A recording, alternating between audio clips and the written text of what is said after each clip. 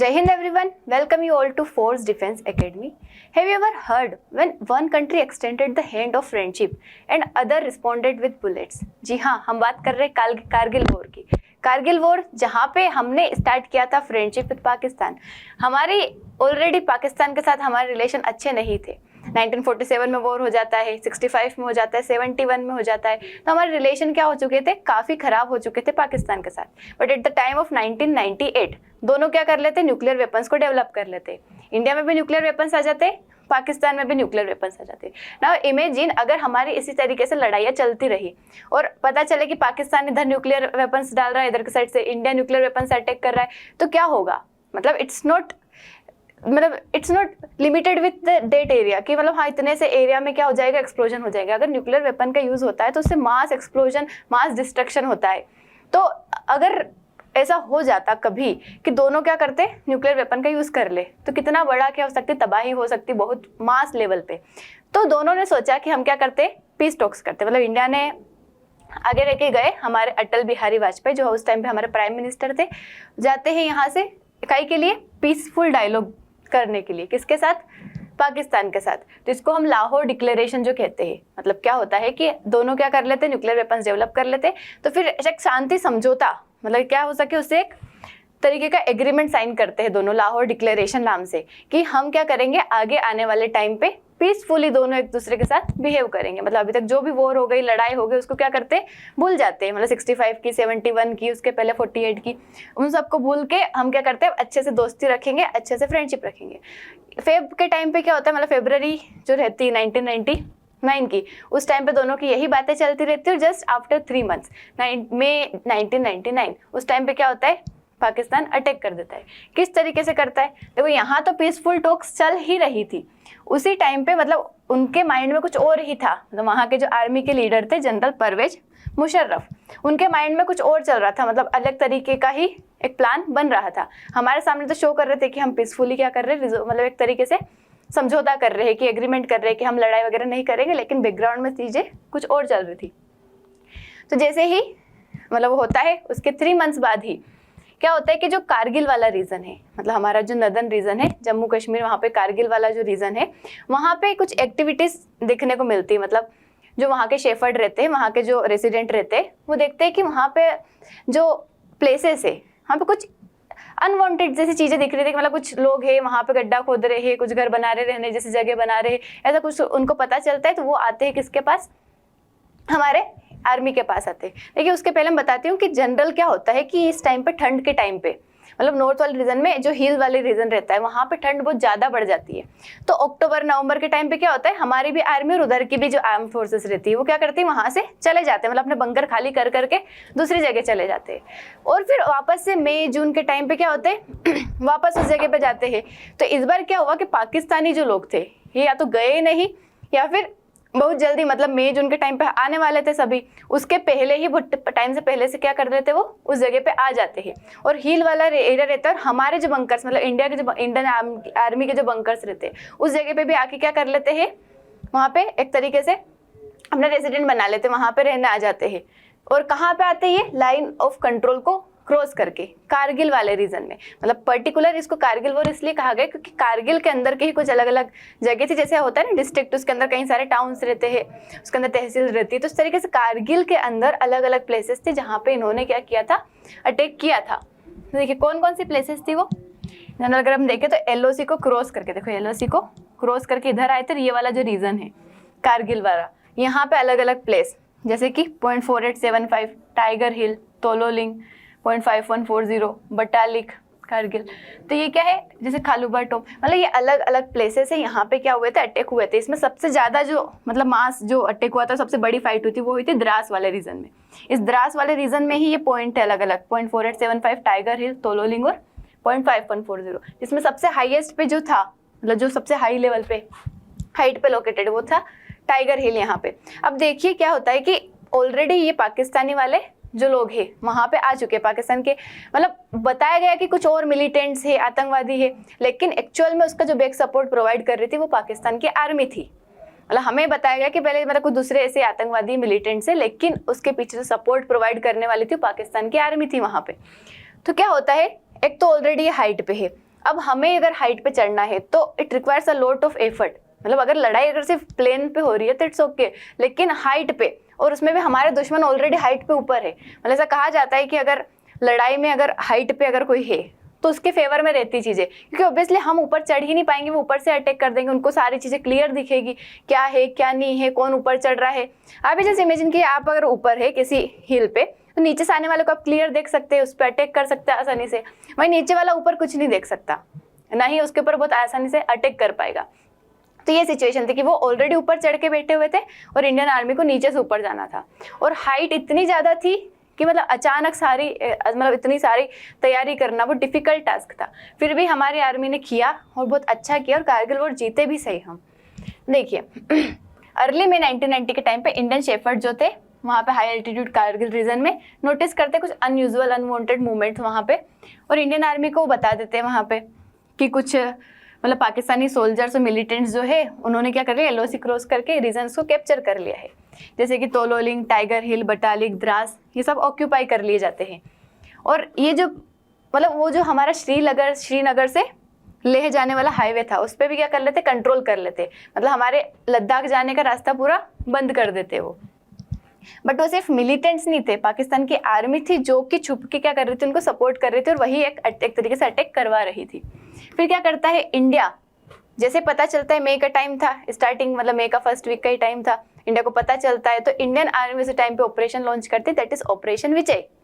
Operation Vijay काई के लिए करती है कि हमें यहाँ पे इसको हिल के ऊपर जाना है, पाकिस्तानी को यहाँ से भगाना है, मतलब एक तरीके से उसको वहाँ की लड़ाई को नाम दे देते हैं ऑपरेशन विजय। और वहीं इंडियन एयरफोर्स ऑपरेशन सफ़ेद सागर से इसको ज्वाइन कर लेती है, मतलब ये मई के फर्स्ट वीक में कर लेते हैं, 26 मई तक ऑपरेशन सफ़ेद सागर जो है इंडियन एयरफोर्स ज्वाइन कर लेती है इसमें। देखो अराउंड 30,000 इंडियन सोल्जर्स मोबिलाइज किए जाते हैं।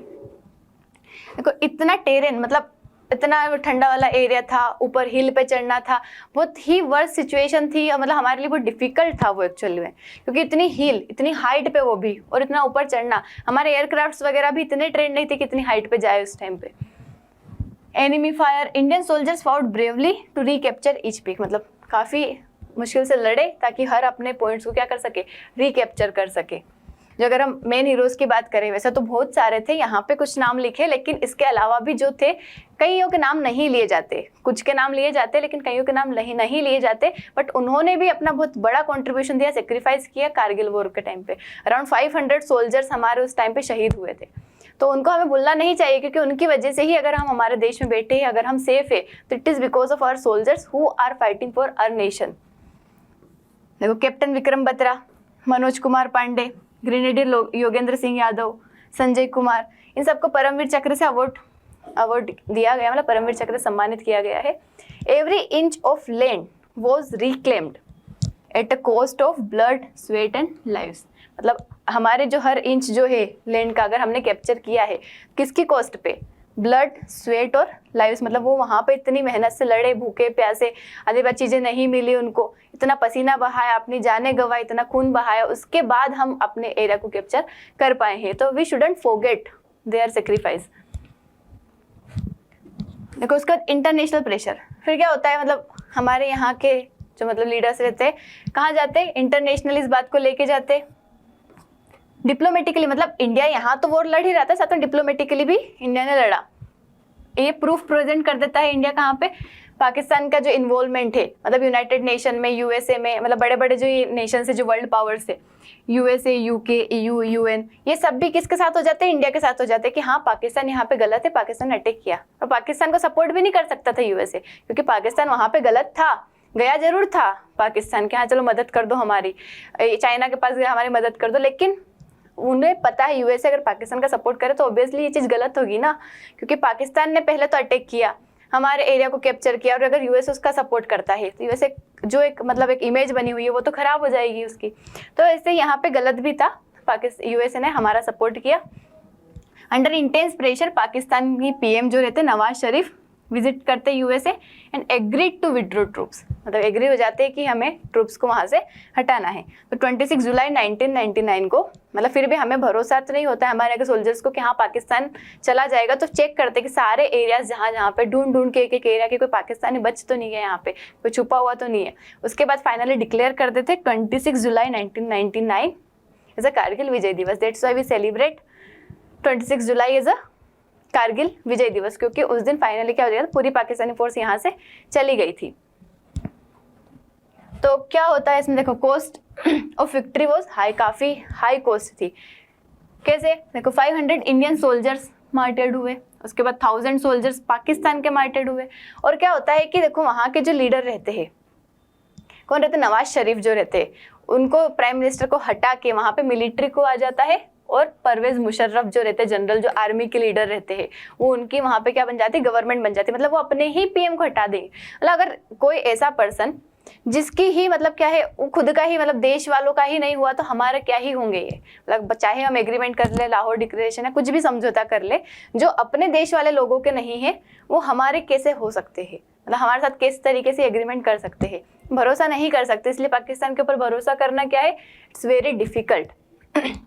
और इसके बाद भी अगर हम बात करें कि हमारे यहाँ के जो मतलब आर्मी के जो सोल्जर्स थे, जिनको उन्होंने मतलब मारा है, मतलब उन्होंने हमारे ऊपर जो शूट किया है, तो उन्होंने इतनी गंदी तरीके से किया, मतलब मरने के बाद भी उन्होंने कई सारी गोली चलाई, उनकी आंखें निकाल ली, उनके हाथ वर काट दिए, मतलब बहुत ब्रूटल बिहेवियर किया। जबकि इंडिया ने ऐसा कुछ नहीं किया। वहाँ के जो सोल्जर्स थे, हमने कहा भी उनको कि वापस उनकी बॉडीज ले जाओ, लेकिन फिर भी पाकिस्तान अपने सोल्जर्स की बॉडीज तक नहीं ले गया।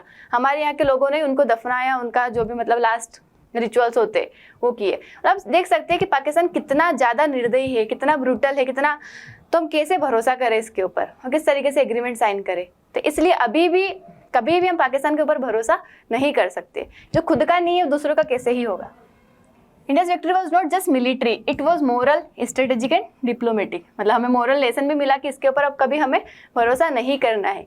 स्ट्रेटेजिक मतलब हमें प्लानिंग के साथ रणनीति बना के क्या करना है, काम करना है। और डिप्लोमेटिक मतलब दूसरे नेशंस वगैरह के साथ डिप्लोमेसी के साथ हमें यहाँ पे प्रॉब्लम्स को सोल्व करना है। तो हमने कई सारी चीज़ें सीखी इसके बाद, जैसे हमें बॉर्डर का सर्विलांस और ज़्यादा बढ़ाना है, ऐसे भरोसे पे छोड़ नहीं आना है कि हम उस टाइम पे आ गए। वहाँ पे यूएवी सर्विलांस सैटेलाइट्स की हेल्प से हमें ध्यान रखना है।